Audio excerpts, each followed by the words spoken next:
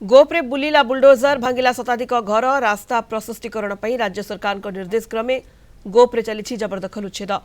पुरी जिला प्रशासन पक्षर गोप बजार बालीघाई निमापड़ा रास्ता चारिछक और कोणार्क रास्ता पार्श्व बड़ बड़ कोठा भंगा जाउछि। चारिटी जेसीबी द्वारा जबरदखल उच्छेद कर माटी मिशिला रास्ता कड़र बड़ बड़ कोठा। सुरक्षा दृष्टि घटनास्थल एसडीपीओ तहसिलदार 6 प्लाटून फोर्स मुतयन होइछन्ति। जबरदखल उच्छेद द्वारा गोप बजार उन्नति हेब, जानवाहन यातायात रे सुविधा हेब, जहाकू साधारण रे स्वागत करा जायछि।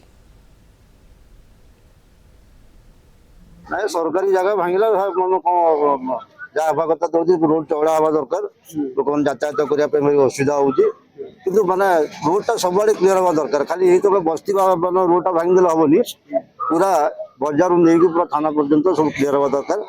जो जहाँ अच्छी पाचेरी भल कर सरकार भल कर असुविधा किसी रोड पूरा साइड रू सब भंगा भंगी स्टार्ट हो जाइए। वर्तमान सरकार जो कार्यानुष्ठान करा स्वागत योग्य, किंतु या परे भी पूर्व भी भंगा हो जाइଥିଲା, किंतु किसी रास्ता काम है किसी ना लोक पुणी घर